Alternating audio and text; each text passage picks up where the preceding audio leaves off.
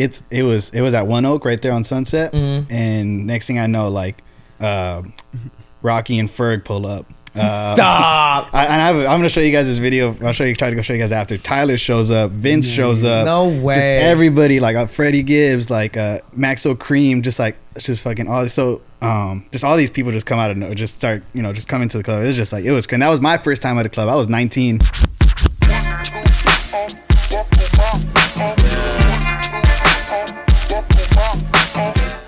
I tried baseball before because I love baseball. I grew up like playing baseball. Oh really? Yeah, but Mariners fan? Yeah, big Mariners fan. Okay, cool. I could talk about the Mariners. Playoffs, baby. We did it. This year was a win. This year was a win, even if we lost. The way I always tell people too, like the baseball fan I am is I know enough to talk to fans from all 30 teams. So that's fire. We can talk some Mariners. That's for fire. Sure too. That's fire. We can talk some Mariners. Baseball, bro. I can't do that shit, bro. I can't, like, cause bro, I've been to a game, bro. Yeah. And like, I get the vibes, you know what I mean? They got the food, it's cool, but like, that shit is long. It's like, bro, that shit is long as hell. That shit is long for me, and I'm a diehard baseball fan. You know what I'm saying, bro? Like, do you watch full games on TV? Honestly, like, I think people would be surprised to hear, like, I'm not constantly watching Dodger games, but I'm keeping up, like, I'm constantly keeping updated with what's going on. Like so on the phone and shit? Yeah, on the phone. I'll check out the score. I'll know what happened. I know how people, but I'm not sitting there watching the entire game all the time. But I know some people, it's just crazy because we're season ticket holders, my family. Okay, that's how. But even then, we don't go to every game. We usually sell tickets or we'll give them out to family and friends and stuff. But so one of the perks is that you get to go into the stadium early for batting practice, for Dodgers batting practice. Okay. That's tough. So not a lot of people in the stands at the time, so people just camp out in the pavilions. So one day, I was actually just still there because that's when I was working with them. I was working out in the outfield, just I had my laptop out, just chilling, whatever. And I picked a spot in the corner, and I didn't realize that that's where a lot of the season tickets holders were, in that section. Yeah. So they started getting there, and they started surrounding me. And even one of them straight up said, they were like, "Oh, can you move?" And I was like, "Oh shit, my bad." Like, not even like this is my seat, just like, "Hey, can you move?" And I was like, "All right, whatever." And so I realized all of them in that, like all 7 of them in that section were used to. And if you watch a game, you'll probably see all of them. Yeah. And one lady got there, and they were like, "Oh, where were you? We didn't see you the last few days." And she's like, "Oh man, I had to go." She just said she had to go do something normal, but I was like, "Man, like all of them make it to all 82 games, and that's their priority." But she was like, something that day was more important.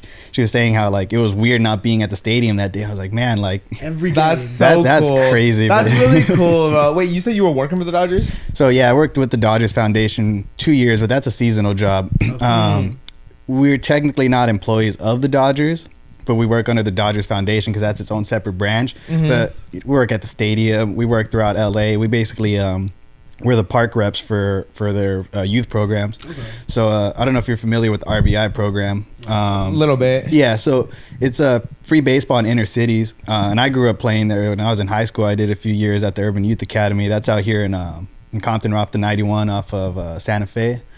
And it's a college campus. It's Compton College, but they MLB did the baseball field. They basically like funded the baseball field. Sick. And so they hire coaches, former MLB players, or just they have this program where it's free baseball for kids in the city, and that's just to increase baseball popularity of baseball for Black and brown communities. For Mexicans, getting more Mexicans, getting more Black kids involved. So yeah, for me, I loved it because it was, I had some of my, my most memorable baseball, some of my favorite baseball memories were, playing with RBI. Yeah. So, on top of that, I also used to volunteer with the foundation when I was in high school for community hours. So I'd already knew some people in the organization. So, unfortunately, I don't think I'd be able to make it back this year to work with them just because it's like, I'm getting busier with work. But I know I'll still be around, and I still know a lot of people there. And, it's really cool. You work at the stadium. We have some days where we're there, and, they let us chill, until the game starts, and we could just watch it there. So, there's a lot of perks like that. We went to the Diamond Gala. So they throw this big gala every year, and every team does it. But not every team's gonna get Jennifer Lopez to perform. You're not gonna get you're not gonna get Bruno Mars to perform for the Brewers Foundation. So it's really cool. We definitely had the best one. But it was, I have some pictures from that night, and they had us dress up. Actually dress up. Actual like we were a part of the crowd and everything. So it was really cool. You know, we were all wearing like suits, and I was able to wear a tie. So it was a lot of fun. It's on the field, but you have billionaires. All these people just coming in and just at one point I just walked by the Dodgers GM. I walked by Andrew Friedman. And I just like looked at him and just like did a double take, and I was like, oh, yeah, that's cool, I guess. Checks out. And then like I have a video where like Kershaw was a few feet in front of us, and just everybody's just kind of there scattered. But it's cool. We get those kind of experiences, which is cool. But obviously my favorite part of it is just like being able to give back to the community. That's always what it's been about. And that's to me, like I saw the people that were volunteering when I was playing, and I wanted to be like them. I wanted to coach my own high school team. And luckily, they gave me the privilege to do that. I've already been coach for them 3 times. Wow. And before that, I'd always coached little league, high school. To me, like coaching, I knew was my strong suit. And even in high school, my coach would always tell me, "So you're going to come back after high school? You're going to come back and coach?" And I was like, I got to think about it. But I wanted to be somewhere where the baseball environment felt, it was a I wouldn't say safer space, but like somewhere I'm comfortable at. Yeah. And to me, it's like I grew up playing with just kids that look like me, teams full of just Mexicans, teams with, and I knew that this was going to be perfect, because this is like these areas I'm already familiar with, and there's a lot of great talent here, but not a lot of people really, people don't realize that there's that. You have to expose people to that type of stuff. And there's a lot of great players that came out from that part of LA, and not a lot of people really acknowledge it. Just we now at least, because people didn't realize like Compton in the 80s and 70s and 80s was like a powerhouse for baseball. Players left and right. Dominguez High School. Now they're people see them as a joke, as a baseball team, but in the 80s and in the 70s and 80s they were they had like 5 rings. They had they were just producing baseball players left and right, and it's just like seeing that kind of go downhill. It's upsetting, and not like I'm gonna make the difference, but I want to at least be, if I'm gonna be a part of baseball, I want to be a part of that in that world. Yeah. And so I look into all those organizations. So like a few weeks ago, so Baseball Generations is a organization started by Dominic Smith. He was formerly with the Mets. He just signed with the Nationals. I think it's him. Who else? I know Taiwan Walker is involved with it. He just signed with the Phillies. Tight. There's a lot of black baseball players tied to that program, and it's the same thing, just to kind of start bringing baseball. So that way, it's harder to bring scouts into these inner cities because they don't even bother going there. It's almost like impossible to see a scout there at one of these games. So they're making that easier. So they have these showcases and stuff. And a few weeks ago, I went and they had it at the Urban Youth Academy, and they had it open to the public, so I just showed up and I was able to connect with a few baseball players there, and I really like seeing that, just because the LA baseball community is very close, at least I mean like as far as like the players in the league right now, everybody that's from LA just knows each other. They grew up, or they met each other before they made it to the majors. So seeing all of them together, like everybody I knew, I grew up watching, or I'm watching right now, all right there, was really cool. And I want to be a part of that circle because you can make a difference. Yeah, and that's what I want. Legacy. And I want to, because like I feel like people don't see baseball as a cool sport, as like NBA or NFL. That's what I'm saying, bro. Yeah, like you just said it. I think that people, just like you said, they don't know. And I think that's why, it's good to have someone like you who's so, dedicated to giving back to that community and kind of change the perception. You'll make a difference in that shit. I appreciate it. And it's like, a lot of people realize, like, you get a nice jacket with the baseball logo or something, it's going to look good if you walk into a party with it. I have a few of those. That's why, like, I get some throwback jerseys. They get money, bro. They get money, bro. Baseball swag is tight, bro. I love the baseball swag. They get a lot of money. They get a lot of money, and it's like, there's a lot of fun, too. There's a lot of exciting players. Aaron Judge just signed the contract with the Yankees. Yeah, I don't have the exact number, but you got Aaron Judge. Mookie has the second highest contract in the in baseball, and it's like there's a lot of exciting players out there that people don't realize are exciting. It just has a lot to do with the fact that baseball is just always seen as an old white man sport, and of course it's always going to be, and that's how I've always seen it. You can't do shit, you can't have fun and without people yelling at you and getting mad and stuff. So that's why I want to be able to kind of bring that back. Just the way people celebrate touchdowns or or dunks and stuff. Like, Yeah. you can't really do that in baseball We without don't need getting. But you Someone do like- can, bro. I feel like you like you're saying, bro. You can there's changes that could be made. Yeah. Like my favorite baseball player of all time is Ken Griffey Jr. Yeah, and because of what Seattle. he did. Well, yeah, but also Yeah. because he did what you're talking about. He Yeah, made it exactly. exciting and fun. You know what I'm saying? Came out in Fresh Prince of Bel-Air. He made those You know, cameos. yeah. He did all that stuff, and I think that's what's cool. Is like you don't get a lot of that anymore. You know, you don't get players coming out and doing these. You know, going to events, putting themselves out there and stuff. being like a part of culture. Exactly, You know? exactly, and that's what Ken Griffey did. And after he retired, it just kind of I wouldn't say it went downhill, but the percentage just always it's always dropping. Yeah. But as opposed to like the 60s and 70s, where a good chunk of the league were black, Mexican, or I would say Mexican, but it's just like they're just not white people. They're just not white. So it's always been interesting to me seeing like the players, seeing those. I've always taken a liking to that, seeing the history of players. Just different colors. Mm-hmm. You look at teams like the Pirates and here's the thing, like I could go on with the history of baseball, so it's gonna be interesting. Don't even worry about it, bro. So, what up, y'all? Wait, let's do the intro, bro. So, let's go. We gotta let the people know who's talking right now, who's giving us game. What up, y'all? Welcome back to another episode of the StereoVision podcast. What's good? Episode 58. I think it's 58. 58, I think. Man. Yeah. Happy New Year, y'all. Welcome back to the channel. Thank y'all for fucking with us. We're starting off the new year hot with a new guest, man. Introduce yourself, dog. What's up, y'all? My name is Nico Cisneros. I'm a publicist. I also do music management, music video directing, working on short film directing. Yeah. But yeah, and then also on top of that, I know I already talked about this. I also work in sports, so I do more foundational work. I worked with the Dodgers Foundation for a few years, and I'm also a baseball coach. Just all the above. This man has been doing a lot of shit. I don't know, just from talking to you before the interview, and like it sounds like you kind of dabble in anything that excites you. So what I always tell people is like, growing up, I was always big on obviously sports, movies, music. Those are just always my big thing. Yeah.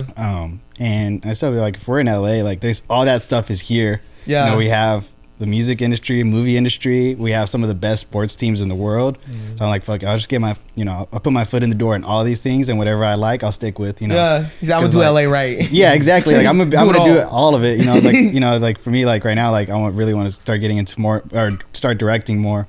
One of the all the shit, multifaceted guests we've had on the podcast, man. I appreciate that. Sunday Sounds, bro. And I think literally off the jump, I knew that we was gonna have to have you on the podcast because I think that the whole point of this, I think why we started this is to really expose different sides of the industry, you know what I'm saying? Because I think we all love to listen to music, but I think we all digest it in different ways. Yeah. We all play a different part in the process. And then outside of music, it's just culture in general. I think music is part of that bigger pop culture ecosystem. So it's good to have someone who could touch on all the different aspects, man.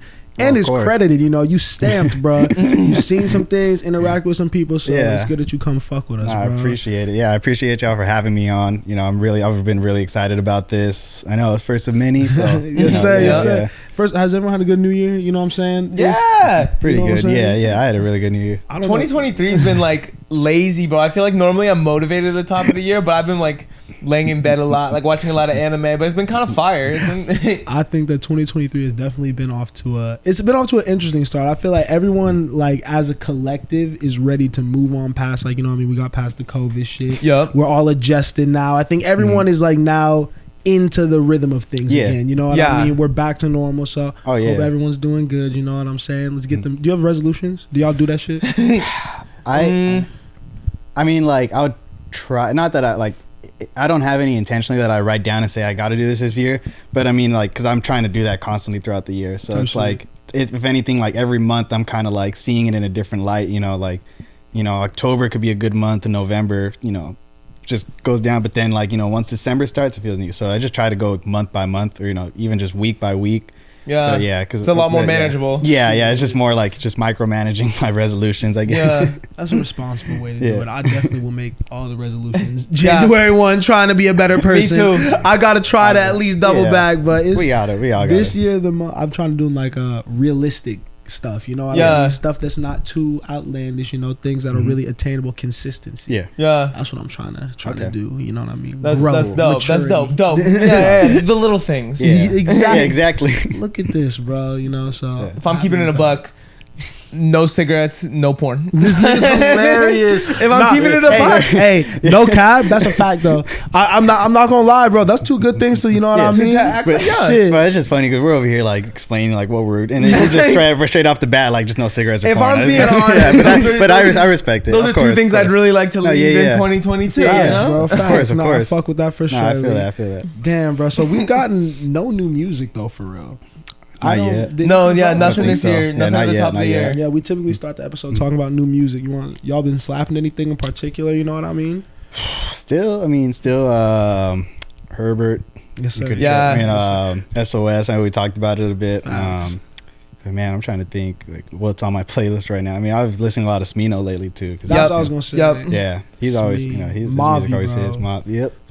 Mavi's album has been on heavy repeat, bro. Red Veil. I've been doing Honestly Nevermind a lot lately. This nigga wants to go to the club so bad, bro. I've been doing Honestly Nevermind, and honestly, like, I was back home in Washington, and I was listening to a lot of just like jam bands. Like, I'm a big like Grateful Dead fan, so I was doing that. Cool. I went through like probably my heaviest like Pink Floyd phase I've ever been in, like overbay, you know. So just like a lot of like older shit, but also Absol, Herbert. Like I've been slapping that a ton. Little Sims. It's really those four that came out in December: Boldy James, Little Sims, Absol, and SZA. It was a great time to drop because those four albums are gonna stick out for the rest of the year. Yeah. It just like had so much replay value. I feel like none of those shits are stuff that I'm gonna get like tired of ever. No, for sure. Yeah. And I guess like so we're obviously we're the Drake podcast, yep. we're the TDE podcast. Yeah. You know what I mean? Now we got someone who's, you know what I mean, had the pleasure of working with some of those people, you know what I mean, seeing that side of the industry. You want to tell them how you were a little bit associated with that TDE? Yeah, so man, this happened in 2018. I was working at California Fish Grill out in Downey. Nigga, what? I love California I Fish do too. Grill. I do too. That just slaps. Love California That's where my story Fish Grill, starts. Bro. That's crazy. What? But yeah, so man, I would, we'd have customers come in all the time, and they'd always be wearing like just like Kendrick merch or stuff like that. It'd just be random people. And I was like, oh, I love your jacket, whatever. Oh, when did you see him? We talk about music for a bit. And then one day somebody walked in. They were wearing a Dodger hat, and on the side it had a TDE logo. And I don't know if you guys have ever seen those. I don't think so, right? Yeah. They were on sale for a bit, like back in like I think like 2016 or something. They were a while back. But, wow. So I saw someone wearing it. And I was like, yo, that's a dope ass hat. Where'd you get it from? And he was like, oh, my label gave it to me. And I don't think he was expecting me to know. And I was like, you work with TDE? And so I was like, yeah. And he was like, yeah. We started talking about it, whatever. And I brought up Schoolboy Q, and he was like, oh, well, you should hit him up. And he points at Musa, who's ordering with another person. He's like, that's Q's manager. Yo. Okay. That was the plug. So I didn't talk to them that day, and I regretted it a lot just because I was like, fuck, like I just didn't want to bother him. And I was on the register that day, and our boss didn't let us leave register if we were on register. If she saw us anywhere else, we'd get write up. So I didn't want to go out there and just write ups were the worst thing. I hate, man. Yeah, that was a shitty job. I'll get more in depth with that because I literally just left like without a solid plan. But I was like, just anything to get out of here. Yeah. But yeah, so I met a few weeks later. I was about to call off. Like I was ready to just say I'm not going in. I was like, fuck it, I don't have anything planned. So I went in right before we closed. He walked in, and there wasn't a lot going on because we were closing. So I was able to sit down, and I was able, not sit down, but I was able to just, talk to him. I was like, yo. So I was like, so you're Schoolboy Q's manager? Yep. We started talking, whatever. He even just started telling me who he was. And yeah, from there, like every time he'd come in, I'd give him a discount, or sometimes I would just slide in a free plate. I'd just like put it in the register and just comp it and just be like, just this nigga knew what to do. This nigga knew how to run the play off literally.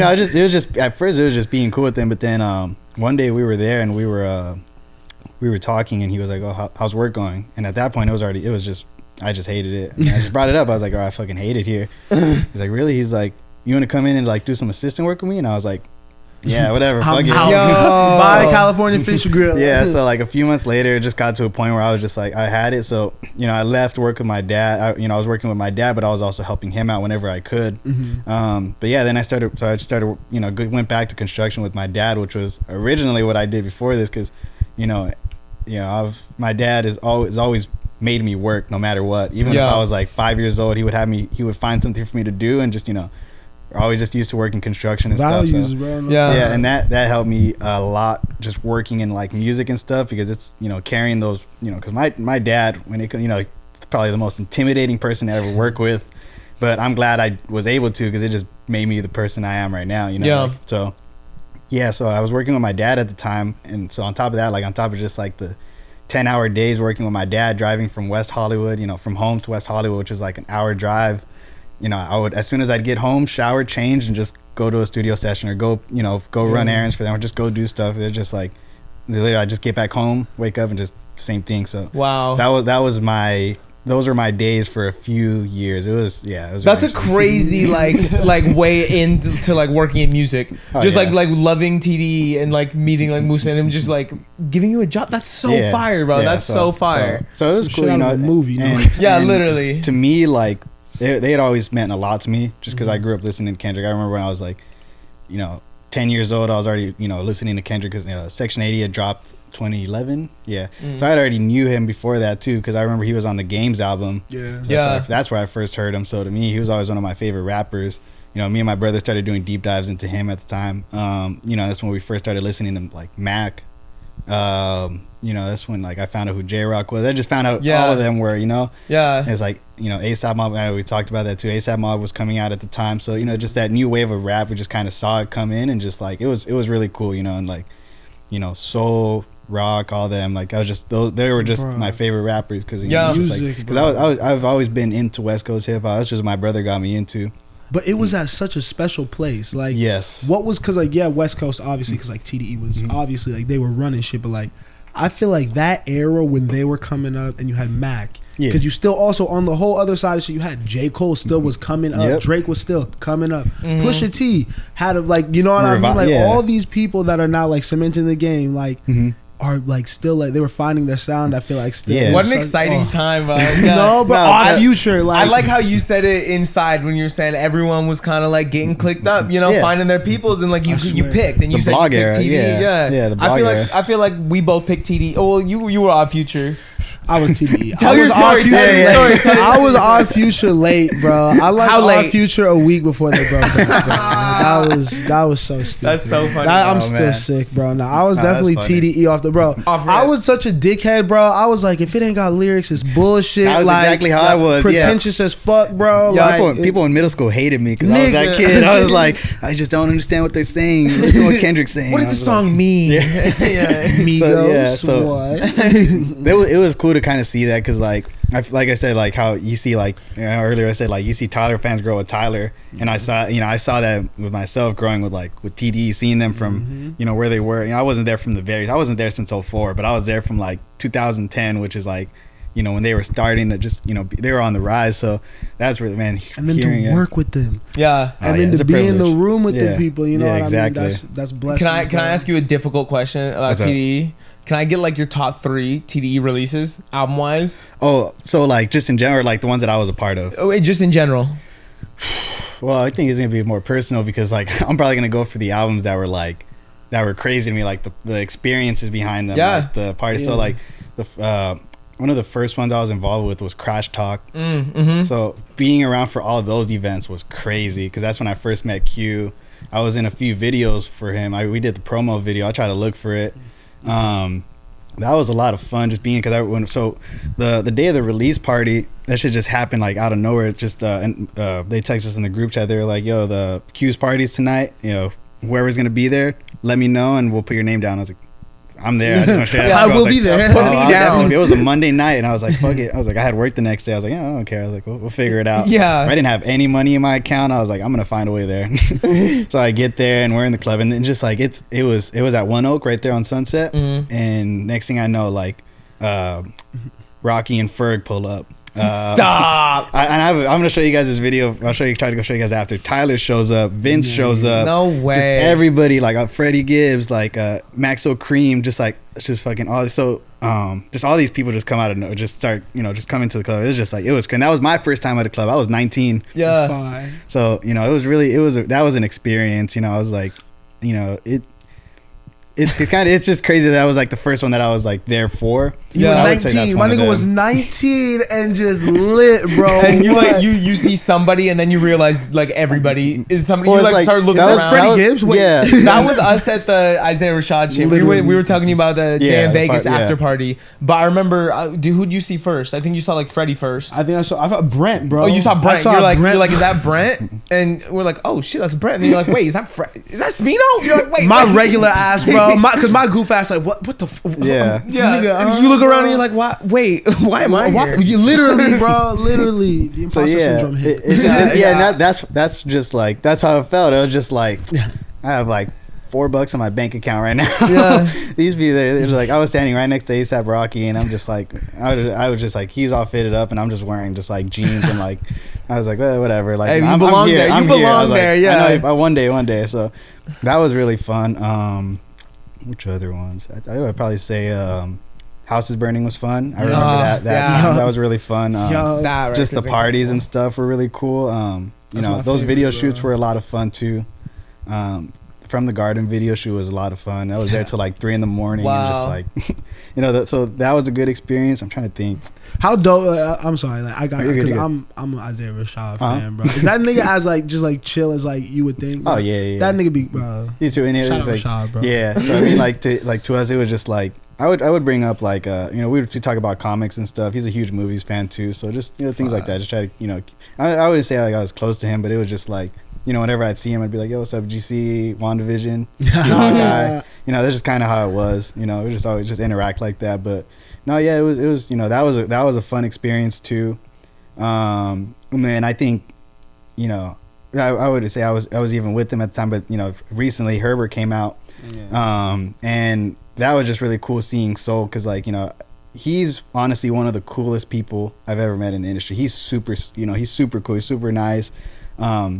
Very caring person, and I spent some time with him, during the summer because he would need some, he would need rides and stuff. So I don't mind helping him out. But yeah, no, he's a really cool guy and he's very genuine, and it's like I started connect, I got connected to the people he works. So I know like Yoshi, I didn't meet him because of him. Coming soon. I didn't meet him because of Soul, but I started getting connected with Pac Music, and they're really obviously like Soul's part of that, so they connect me with that. And like Python, Yoshi's manager, is a really cool dude. Same thing, just on the same vibe, just a very genuine person. So his camp have always got along with very well, and it's just like there are a lot of cool genuine people.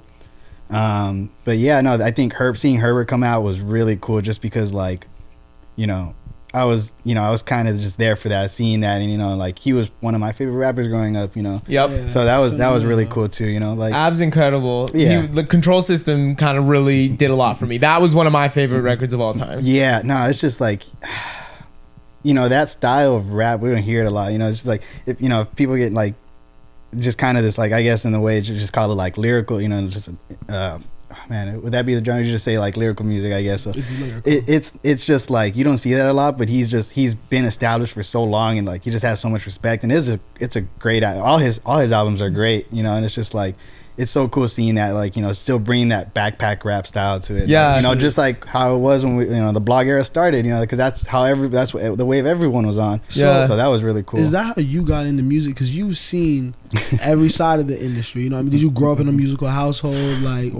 Actually I go back. I'm just remembering this, and I just brought it up. So ever since I was like 3, I was at the time I was singing a lot. So my mom put me in mariachi. Yeah. So when I was a kid, I was doing, I was singing. So we would go every week, and like, I would start doing leads and stuff. So they'd have me singing. They'd have, fucking whole mariachi behind me. But that's because, this was when I was like 6, 7 years old. But yeah, I was always more of a singer when I was younger. And so that was my introduction to music, just mariachi and stuff. And then, I would always hear, I would always just hear rap, on the radio and stuff. What's crazy is the first rap song I ever got into was Roses by Outkast. And that was a weird song to get you into rap, because I don't even say that it's like the least amount of rapping he does is on that album. But yeah, so that was one of the first songs. And then on top of that, like growing up, like my parents would always play just like Sugar Hill Gang, George Clinton, just all this music, who else? my mom loves Earth, Wind and Fire, so I was always listening to funk and just you had like a good household then. Yeah. That was what you needed then. And then my brother and my cousins were always into West Coast hip hop, so one of my cousins knew the game. So stuff like I was always growing up listening to the game, because my brother would always put me on. One of my godfather is my cousin, but he was my first godfather for my baptism. He's huge into like just Southern hip hop. He just like he loves Gucci. He loves 3 6 Mafia and all that. So I started getting into that kind of music, and it's kind of on top of that I was already listening to Outkast, so like Southern hip hop too was like really big for me growing up. One of the artists I managed, Juno Glock, he's from Atlanta, and I've always loved his style for that reason, just because like it's nostalgic to me. It reminds me of just like when I was growing up.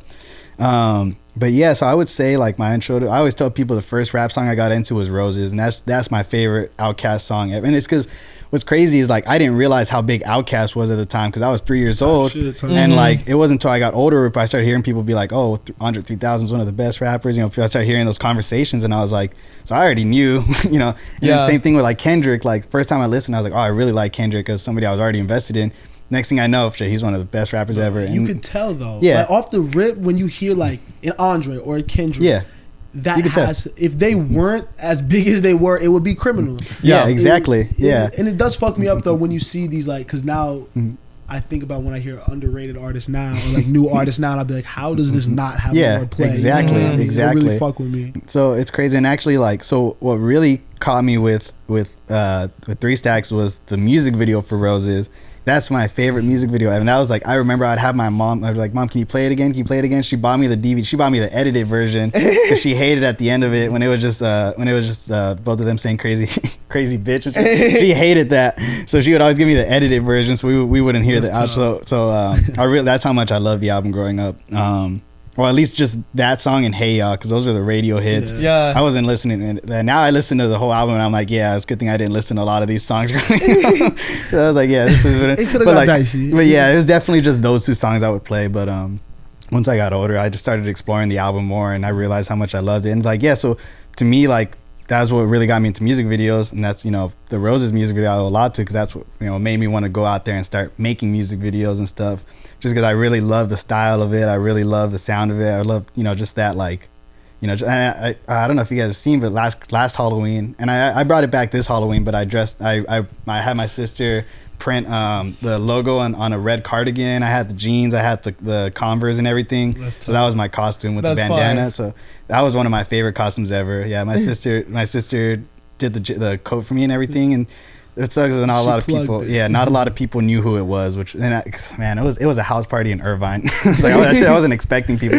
But this one girl came up to me and she was like, "What are you supposed to be?" I was like, "Do you know who Outkast is?" She's like, "I love that book," and I was like, yeah, that's crazy. I was like, yeah, you might need to follow. I was like, yeah. I mean, I think if I wore it to a party here in LA, people would know. You could get it. Yeah, I could get. But yeah, at the time, I was just like, whatever, cool. So you've seen and worked in like multiple different parts. So you're doing PR currently. Yes. And you're also doing management. Yes. And you've done music videos and all that. What has been your favorite part, or your favorite part of the industry to work in?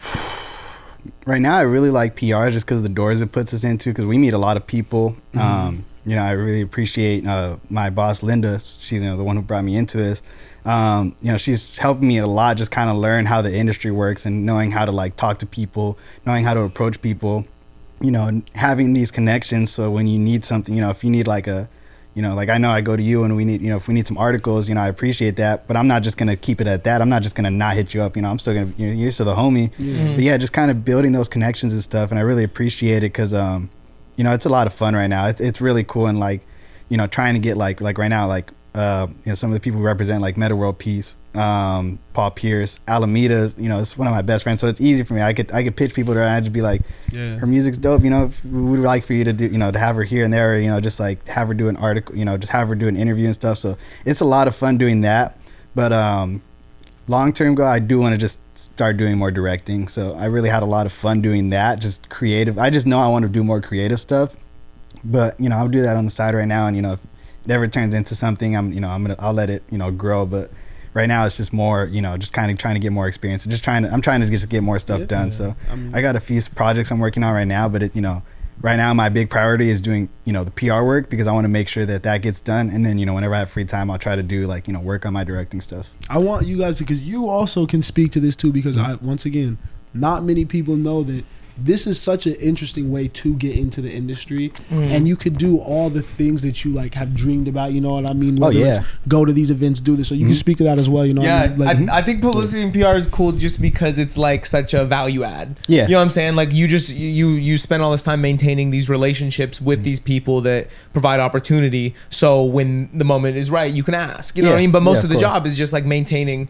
that relationship. You know, and I think that's really cool, because once you have it, it's like something that's very helpful. You know, you can get eyes on people so fast and so easy. You know what I mean? That you can kind of like help champion people. And I think especially like since you're also a manager and dabble in management, it's like just such a cool like skill to have in your tool belt. You know? Yeah, and of course, and it's like, to me, I always like to like what my boss Linda always says is like, we want it to be mutually beneficial to both parties. Like if somebody's helping me out, I'll try to hey, can I take you to a Dodger game? Can I take you to do this? Hey, let's I'll still just try to keep it cool. Just keep it cool, so it's not just like always work. So that way it shouldn't have to feel more like, or it should just feel more like just a natural conversation. If we want to do a photo shoot with someone, like, hey, can we do a photo shoot? Cool. But then like, hey, let's go get drinks, whatever. Let's go hang out, whatever. So it's always building those connections and just keeping them. So yeah, of course, it's it helps a lot. fun being like the person like with the invite to the thing. You know what I'm saying? Exactly. It's really fun being the one to like know the party and like be able to invite people to the party. You know what I'm saying? Yeah, exactly. It's like, I love that too. I love that I'm able to do that. The plug, bro. These niggas is the plug, bro. It feels it's like my favorite thing about the job is being able to like, because like some of my homies, like one of my favorite experiences so far, because I've only been doing publicity for like 4 or 5 months. The homie Shay, that I was just great friends with in college. She's a really dope photographer, but she's been working at Flaunt magazine. Oh, okay. Yeah, and cool. like early on when I was at Epic, we had Joy Crooks do a show in LA, and like I thought that was a good look for like Flaunt, so like we got to collab on that. I just hit Shay, got to bring her out and like got like a little like published like written piece for and it was just cool to be able to like work with somebody that is just the homie that you've like really like seen like start their own shit. No, exactly. Yeah. So I kind of have something similar to that too, where a few months ago we were trying to get Meta, we were doing a press run for Meta, and I wanted to at least try to get one news station out here. And I remember one of my sister's friends, that she's known since like elementary, is working with KTLA. So I DM'd him. I was like, hey, how does this process work? Got it done like in a few days, and then like the next week they already got they got the interview done. So that was really cool too. Like like you said, just kind of really getting it's like very satisfying to just be like, well, like those connections like help at the end of the day, like they're gonna pay off. So collaboration, bro. I think that's all this music industry shit, whether it doesn't even have to be music, entertainment, anything, collaboration, I feel like is the best thing. You know what I mean? It's not, you can't do everything by yourself, I always tell people I have people that help me out with everything. I can't edit a video, so my team helps me. So it's like I know there's so much to it, and like as long as we help each other out, like I know it's gonna pay out. It's gonna be good, just that's all we got to do. Knowing that you need help is such an important thing, and something I struggle with, because I want to be the guy that edits the video and also like does every, you know what I mean? But me too. You need help. Like you need people that you can trust, and like you need to offload a lot of that even if it's just to get started, like even if it's just to get like out of your funk. Sometimes like if I'm making a treatment, I have trouble, and I hit up my homie Danny who helps me. He's my editing guy. And his team's really cool. They help us out with everything. His girlfriend Ari is always helping us with photography and stuff. But like, he would help me with like these treatments and stuff until I started getting the hang of it. I'm able to start doing them on my own.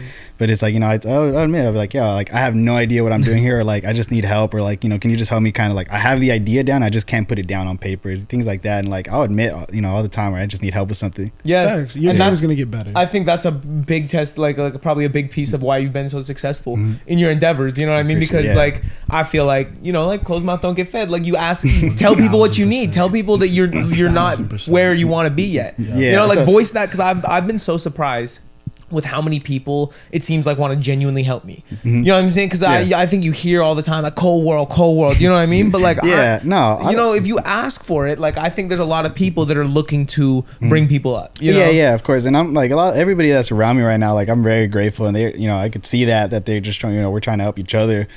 that's a big part of it too. Is just like people that are willing to like help you out. People that know that like money's not going to be coming in right now, but they know that, you know, if they just keep working on it, we'll be fine. You know, eventually like the videos we do are going to pay off or stuff like that. And like, yeah, the trust. Exactly. So it's just about building the trust on that. So yeah, I mean, to me, like and it's just kind of like anything I do, like I'll just try to get somebody to help me just jumpstart it. You know, if I want to learn how to produce, like one of my cousins is helping me. I still don't know how to do shit, but like, you know, he's helping me build that foundation. So I'm able to understand it more, you know, and I appreciate that. Cause like, you know, I know once I get the hang of it, I know I'll be fine. But you know, it's like, yeah, like I just, sometimes you just need that kick. You just need that help. That little help. After all of this, you know, all the collaboration, all the places you've been, what has been your biggest like holy shit moment? Like, how the fuck am I here? What the fuck is happening? Like, it's that's just kind of like, tough. Like, what's been like the time you've been like the most like blown away? Oh man, I'm trying to think. Have you had one, Spencer? I'm trying to think of mine too. I think mine would probably even be like when we were doing like media, bro, at Day in Vegas, bro. The Day in Vegas shit was crazy. Bro, we was outside. I took a picture outside of fucking Mad Lib's trailer, bro. Oh wow, I'm not okay. gonna lie, bro. I walked past it. The Day in Vegas shit was insane. Crazy. That was my first one when, like, especially the TD party that we already talked about, the Isaiah thing. Yeah. That was one of the biggest ones. I think as of late, like, Melissa, I work for woman named Melissa, and she's like the Black Eyed Peas publicist as well. Oh, okay. And so like, shout out Will.i.am. Shout out Will. Hey, one of the best producers ever. He's amazing. Very underrated. She couldn't go to this photo shoot, and so she's like, I just need you to go for me. Okay. And it was just at Will's like creative compound, like in LA. And so like I just pull up, and like I had to my only job was like I had to find Will.i.am and like ask him like why the album is called what it was called. You know, why the new album is called Elevation for like a new bio we're building. Okay. And so I was just like walking around. I like couldn't find them. I had the show to go to that night. Where's Will? Yeah. No, but I talked to him for like 2 seconds, and I was like, "Can I ask you something?" He's like, "I actually gotta go do this." I was like, "Fuck!" But then I found manager, bro, and I got manager to ask him for me later and send me the audio memos. So we got it done. Man. But that was one of them. I'm trying to think because honestly, like it happens a lot where I get that feeling where I'm like, wow, like this shit's happening, and I could go on. I could probably go on, but I think the one that it's gonna be more personal. It's not even music related, but it's more personal for me. Just being there as a fan was this was a full circle moment for my family. Was the All-Star game being here in LA this last year. Because the last time it was here in LA was 1980, and my grandpa was at that one. But my dad wasn't there, so it's when we found out it was going to be here, it was exciting. I was working with them, and they offered us free tickets. We had tickets, but they offered us free tickets. So I was able to get some for my family that wasn't able to make it in. Wow! So it was really cool. That was like really cool to be able to do that because like the All-Star game has always been my favorite baseball. I had waited my whole life for it to be here in LA. Yeah, and it came just at a perfect time when I was working with them, and also like, you know, I'm just in the industry, and it's just like being a part of that, just kind of walking in and just knowing like, you know, being a part of LA, being a part of just like that lifestyle. And it was really cool being able to be there with my family, especially seeing my dad, you know, how excited he was. Cause you know, it was a full circle moment, just kind of like be there. That's crazy to be able to plug like fam with like these like exclusive tickets to like the most sought after like one of the like, games. That's insane. It was a really good week. It was a really fun weekend. So I think that like, this to me was something, I think because I'd waited almost my whole life for the All-Star game here, it was very bittersweet with like seeing it from start, and once it ended, it was just like, I knew it was something I was going to like remember for a long time. So that was a lot of fun. That was something that to me was like, yeah, it's finally happening. Like I'm here with my dad at the All-Star game. Yeah. I'm here with my family. So that's incredible. That was really cool. I want to see an All-Star game. I got to be courtside at a basketball game. Next year is going to be in Seattle, so I might be going to that if I could. Yeah. Come on, let's go to Seattle. I will say, the most exciting skills event from any All-Star game is probably the home run derby. Shit. Oh yeah, the home run derby's lit. Any sports event. Well, okay, over the dunk contest. Well, okay, here's the thing. Let's come on now. Okay, hold on. When was the last time the dunk contest like really like stood out? Because like people, I know, and not to say it's not exciting anymore, but I always hear people say they're running out of ideas. It's just they've been bullshitting. They've been bullshitting. I feel like Aaron Gordon, Zach LaVine was the last one that was exactly. That was like really lit. And I remember that because like and I mean, like home runs just don't go out of style. It's just people just want to see the furthest home run they could. You see a ball hit 500 feet, you're gonna be going crazy. Hey, swear to God. Get Ja in that bitch. Get Ja in the dunk contest. Oh, that LeBron at 40, get him in there, bro. Don't do that. Don't we do gonna that. be good, bro. No, yeah. Hey, Ja in the dunk contest would be Diffy, so bro. sick, bro. That would be bro. must watch. What? Yeah. For sure. We can start talking sports, bro. Fuck it. Yeah. Well, okay, so if we're actually getting off music though, so we can kind of do a little bit. So Yeah, we can- music videos. Uh-huh. Because you're more of a director, you know what I mean. You've had some experience in it. I feel like I'm pretty critical of them. Okay. I'm Yeah. bored by a lot of them. How do you feel about the current climate of music videos and that type of thing going on? There is some very creative. I mean, to me, like I've always, the way I see it is just kind of like you could either tell a story or it could just kind of be like this very like what's the word? Just it doesn't always have to make sense. It could just be something that you think looks really cool. Moment in time. Something to look Yeah, at. something to look at. Well, you listen So to there's the a lot song, of that. yeah. I think it's still. I mean, I think there's still a lot of good directors that there's still a lot of creative videos out there. There's still a lot of cool things that you see, and it's like I think. I don't think like just not even just music videos, but just like TV and movies. Like I think there's still a lot of great stuff coming out. You just need to know where to look for it. And I think it's still in a good space where it's like there's stuff that keeps me captivated or just stuff that looks cool or you're able to do stuff with such a low budget. That's always been impressive to me is like how creative you could get with like a lower budget or just being able like trying to think like what's a cool video because I've been in a few. I was in the Flick It Up one, which was really cool because they just did that in a parking lot like in 4 hours. And then I was in the Pop Shit one with Reason. So both of them were Reason. And that one took a while, but it was like it's cool seeing that process and it's like how creative they get and everything. And I've actually had some music videos filmed at my house too. Kembe X recorded Off the Leash. He did that video at my house. Really? How did that come across? Because Kembe is managed by Musa, so I knew Kembe. But actually, it was a director that asked me. So, Sam. Sam directed the video. I forgot. That's how we met. To Sam? Yes. I forgot. What the fuck? So actually, Sam's the one who introduced me to Yoshi as well. Shout out Sam. Yeah, shout out Wow. Sam. Yeah. So he did a few videos at my house. So he did the Off the Leash one, and that was really cool because that's I really like the style because they use my dogs also because Off the Leash. Yeah. He got pretty creative with that one, and I thought that was such a cool video. And just seeing my house turn into a set for a day was really He cool. was fucking with TDE too. I forgot that Yep. because because Sam was the one who introduced me to him at Sunday Sounds. Yep. Wow. Yeah. Made the Yeah, that's I funny. love They when just there's, connected like, too. connections like that. That's fucking crazy. Yeah. Wow. So That's cool. That's Yeah. really cool though. What kind of dogs you got? my dog that we just put down in 2020, he was a German Shepherd Pit Bull. R.I.P. Yeah, that was my childhood dog, Dodger. That was his name. So he was lived to be 12 years old, but yeah, so he was in the video, but he was already an old grumpy dog at the time. So in the video, he's just standing still. My younger dog, she's a golden retriever, and she's very playful. And in the video, you could see her jumping on Kembe, and you could just tell at that point he was already like, but like no, he really, it was a fun shoot. It was really cool that they were able to use my dogs too, because once my dog passed away, I was able to say like I shared that video. That's I was like, yo, he fucking was in a dope. music That's really video. cool, Like yeah. that's cool. So he had a bigger role in a music video than I did. You got all the Easter eggs, bro. That's crazy because like, someone would never fucking know that. You know what I mean? This is the key to all the TDE stuff. Dude. Where the magic happens, bro. Shit. Literally. Yeah, That's fucking dope. That bro. was really cool. Then that's another thing too, where I was like, man, like they shot this in my house, right? Like I could do this. Not to say it's easy, but it's like I know it's something I'm capable of being able to do. Just like having that creative mind and just like knowing the people who could help you make that possible. Yeah. So yeah, I'm fucking tired of cars. I say it every time. You know what I mean?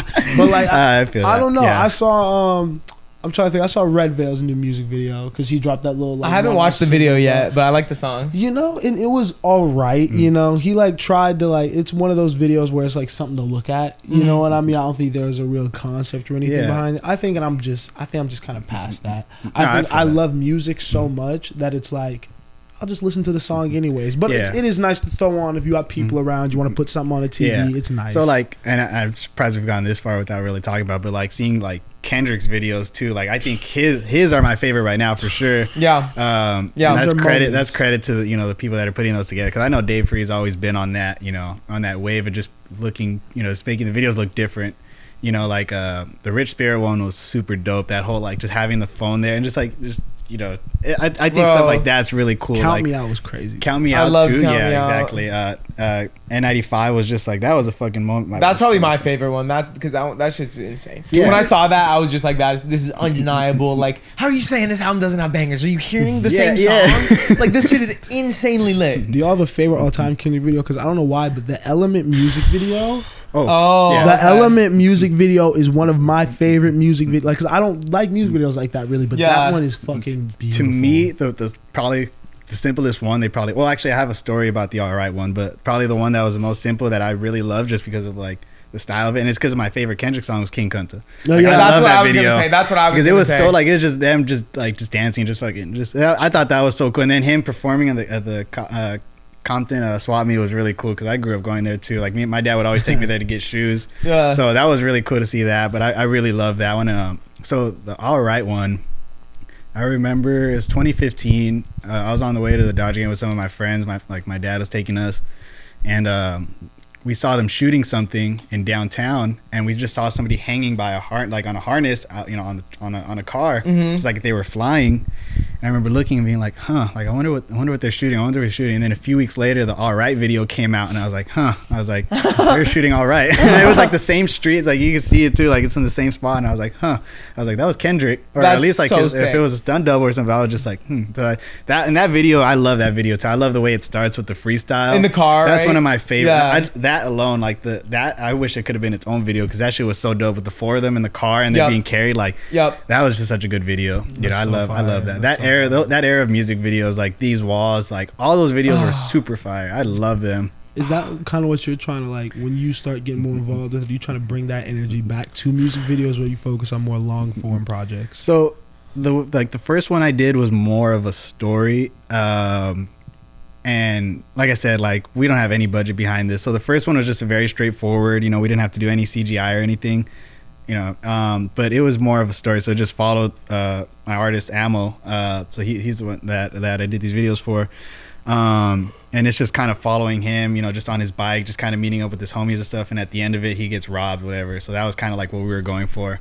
But the second one I wanted to get a little more creative, so I don't know if you guys see, but the song is called Shadows. Okay. But my idea for it, and it's more based on a silhouette, but it's basically like their shadows performing, but we shot it as if they were silhouettes. So if you were just watch it, like, so basically when we just basically put a sheet in the corner of our studio. We put a light behind them, like something like this, and their light was coming up, but that was their silhouette. So I was like, well, how do we make it look like it's their shadow? So basically we put a sheet on the ground at the park. We got a drone that zoomed into it, and it basically just like what's the word? We basically like mixed it to make it look like that's where it's taking place. Okay. So that way it could portray a shadow instead of a silhouette. Okay. So as if it's laying down, we go onto the sheet and it's their shadows performing from above. Wow. Going down. So like stuff like that, like trying to just get creative with no budget, because like we did that shit in like 4 hours. That's really sick. That sounds really cool. Yeah, I'll show you guys a clip from it. But yeah, so I think for me it's like I'm still trying to figure it out, honestly. Like I already have an idea of the type of movies I want to like work on, but music videos, I think it just kind of depends.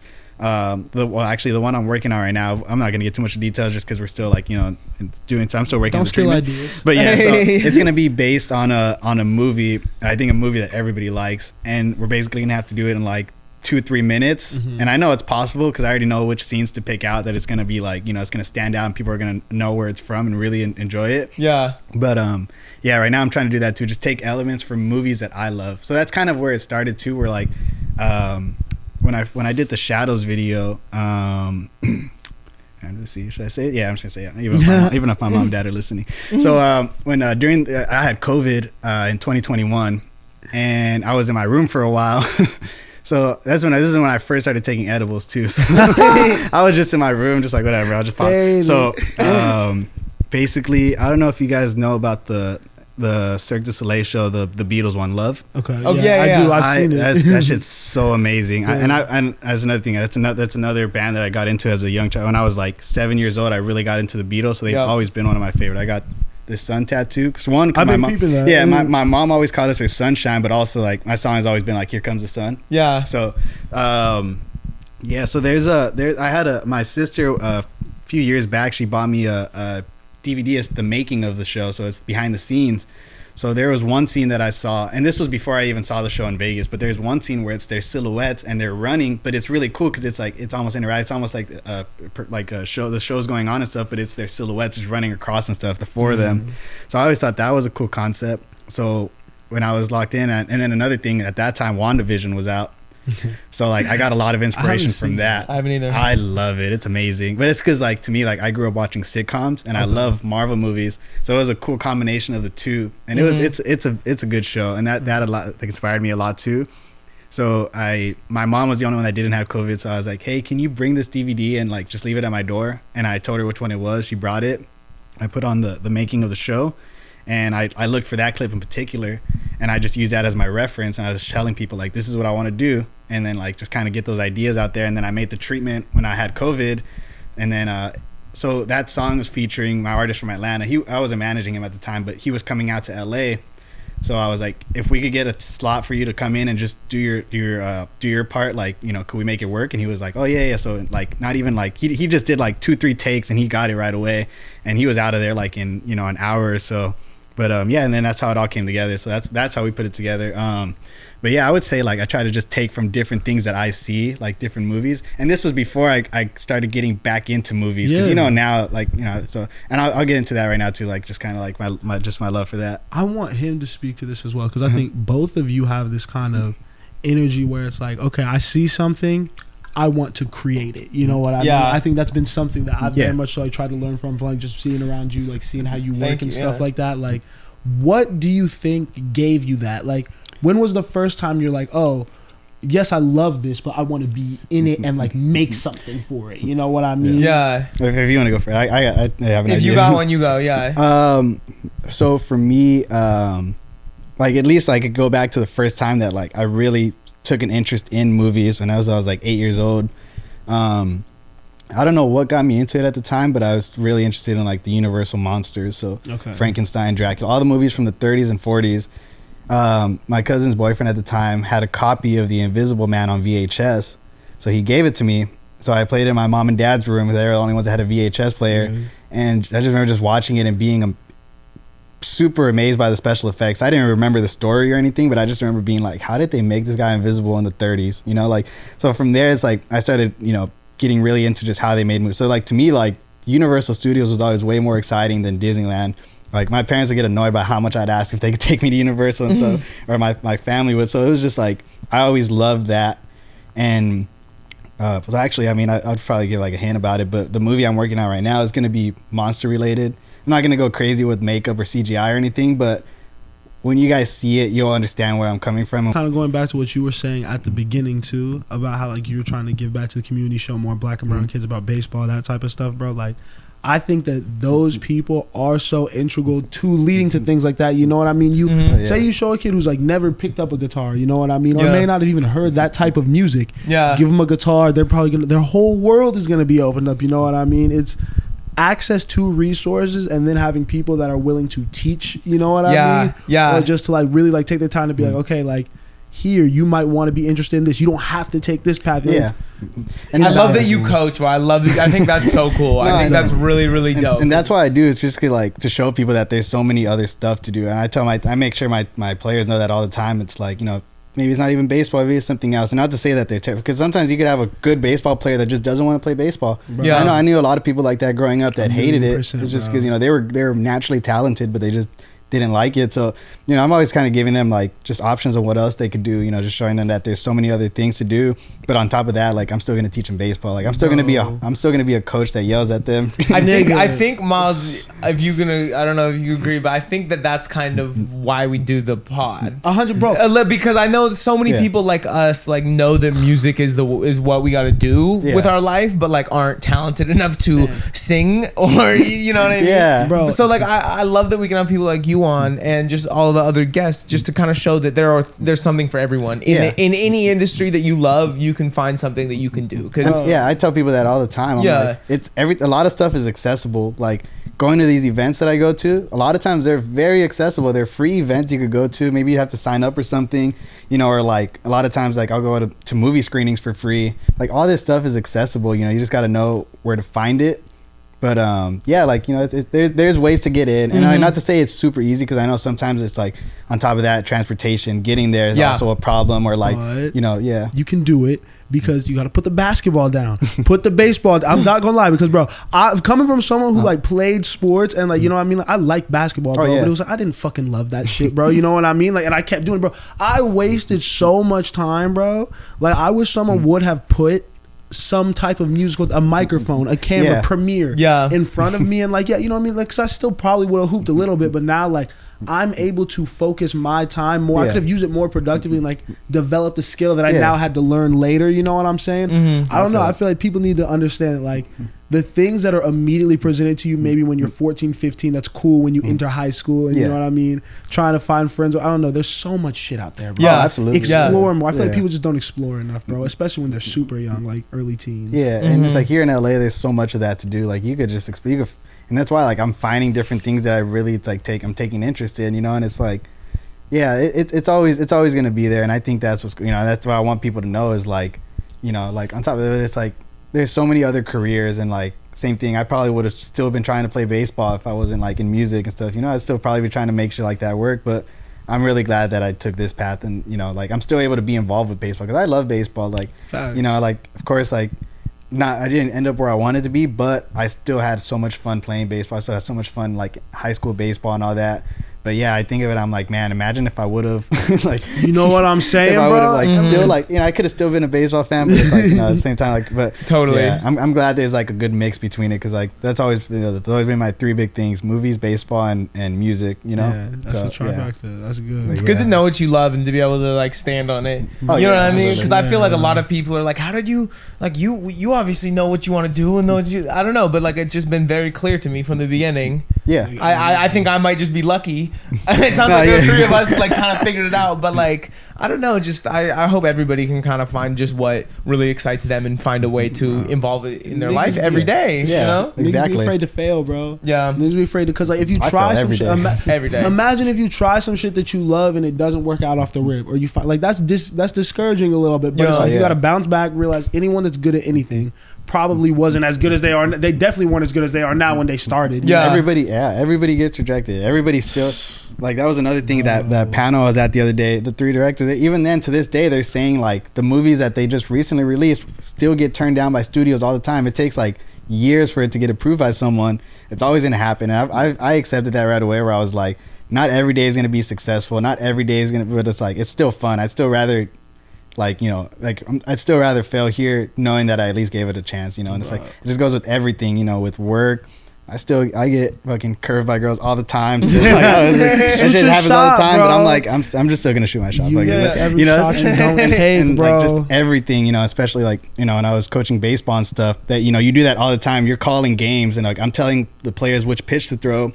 Sometimes they're gonna rock one to, you know, to the gap, and it's like, that's just part of it. All right, well, we know that didn't work with him, you know, go to the next one. Try again. Yeah. Facts, bro. You know. So with all the things that you're doing though, because I think also what comes with doing a lot, like that ambition that you have, like wanting to achieve greatness, how do you not get overwhelmed?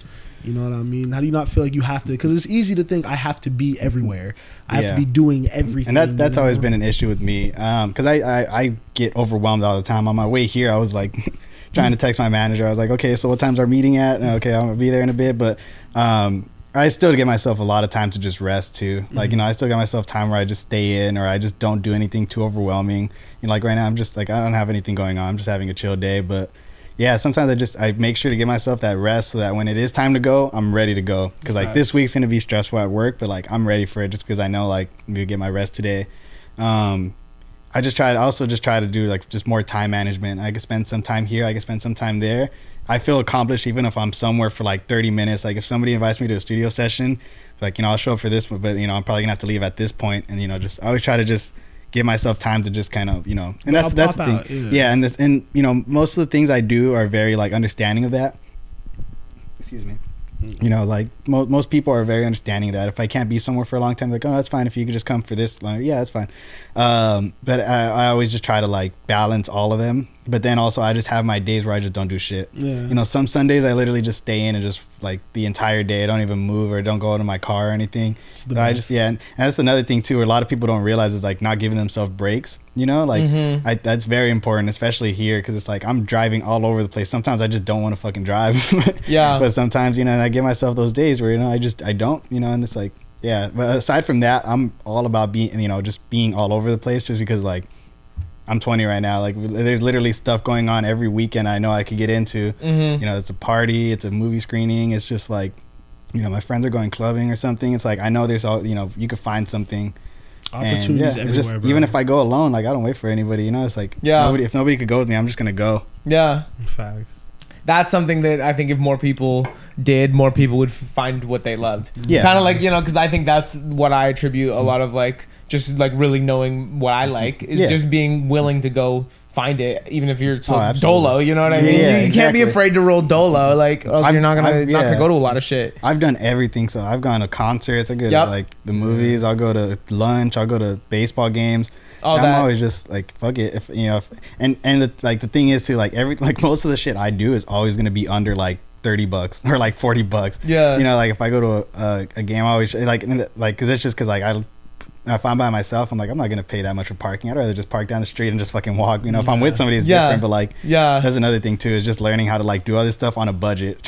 You know, bro, I still get a lot of shit done, but like, I could have a whole day planned out for me and spend like $30. That's impressive. You know, so it's like I would like you to teach me how to do that. I'll show you guys. I'll let you know for sure. But yeah, efficiency, bro. Yeah, efficiency. Exactly. But no, I mean, I just take advantage of all the stuff I have out here. You know, just try to have fun with it. You know, if there's an industry I want to try to get involved with, you know, I'll get my foot in the door and I'll just figure it out. 100%, bro. Always. So, do you have any projects that you're like really excited to be working on? Anything that you know coming up that you really want to let the people know, bro? Like what they can look out for from you, bro? So, projects, at least like as far as stuff I'm working on, I had that music video, kind of touched up on it.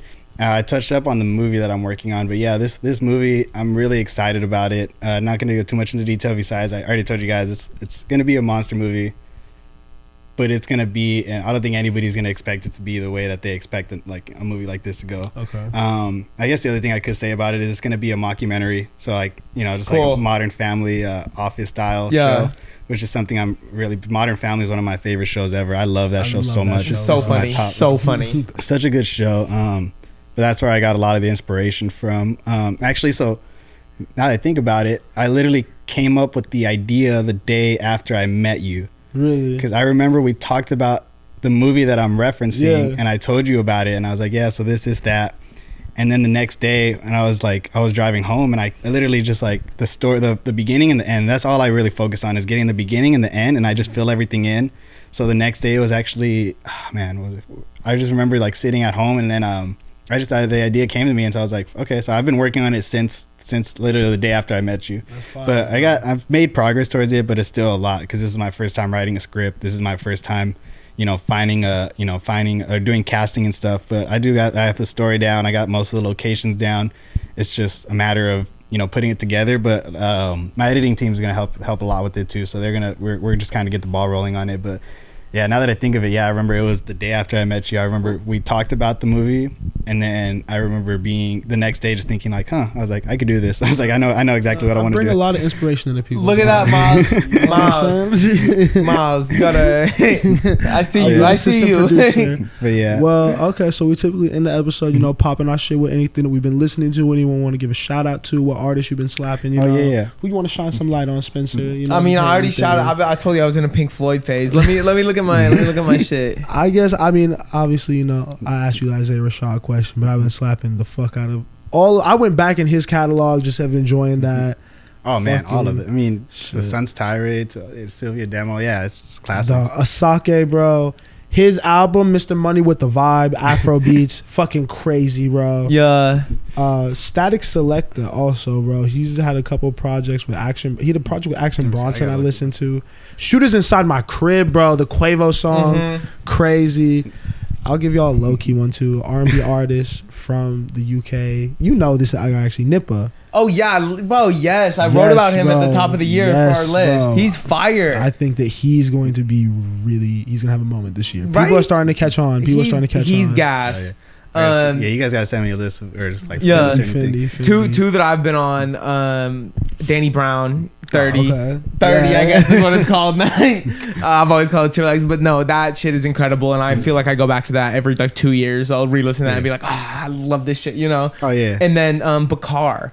I don't know if you guys are familiar with Bakar, but he dropped an album called Nobody's Home this year that I can't believe I didn't include on my year-end list. Because like I've been slapping it all year. I just kind of forget that it was a new release because he didn't market it at all, didn't do any promo, none of that. He just dropped it and dipped, you know. But it's like it's incredible and it's genreless and it's really like boundary pushing, and his voice is really like, I think it's really vulnerable, and that's why people are really drawn to like Hell and Back. It's like different and emotional, you know what I mean? But it's attention grabbing. Yeah, he's really, really, really dope. So I think run Nobody's Home. Okay. Yeah. I mean, I want to plug in like the least. I always like plugging in the artists that I work closely with. So like, of course, Alameda. She's gonna be performing at Sunday Sounds. I don't know if this is coming out before or after. Pop that. No, it'll be out before. It'll be out before. Buy your tickets. Sunday Sounds. Shout out January shout out Green Tea. Yep, come talk to all of us. We'll all be there. Yeah, we'll all be there. Of course, Alameda. You know, I got my artists, Juno Glock, Ammo. Yoshi Vintage, who's gonna, you know, I don't know if you want to spoil it, but she's gonna be here soon. But yeah, she's gonna be here soon. But yeah, I just like to include like the artists I work closely with, you know, the people I'm working with. Those are at least the people I'm working with right now the most. I know I could go on and on different people, but yeah, no, that's definitely like artists that I just love seeing the process of them, you know, just kind of develop and become, just become bigger artists, you know, especially like seeing it with Alameda right now, seeing it with Yoshi. She's tough, bro. Oh, man. Alameda is she's got some bro. great. She's got everyone some great music. he named is good, but Alameda is. I really like her music. I was, yeah. She's definitely one of the most talented people I've ever been around. It's she's I've seen her writing process before. I've heard it. Yeah, she's definitely got a lot in the chamber right now. Hey, this man's been around some talented people, so that means a little bit of something. Facts, bro. No, she's an amazing artist, but she's, you know, in due time she's gonna get there. She already has that respect, but she's just gonna more people are gonna know her name. More people are gonna know her name soon for sure. Amazing, man. Well, thank you for being on the podcast. Yeah, thank you for having me. Where can the people find you? Let them know, like, you know what I mean. Shout out whatever you want to shout out, Instagrams, whatever, bro. Cool. So yeah, Instagram. Nico ICU NICO 23, and on Twitter it's the same, but it's 22. Yep. I'm trying to think what else. I don't think I have anything else, but yeah, those are my sites. You know, my emails are on there if you need to reach me. But yeah, facts, bro. We appreciate it. Great episode to start off the year. Like, share, comment, subscribe, tell a friend to tell a friend. Thank y'all for fucking with us. Catch y'all on the next one, man. Peace.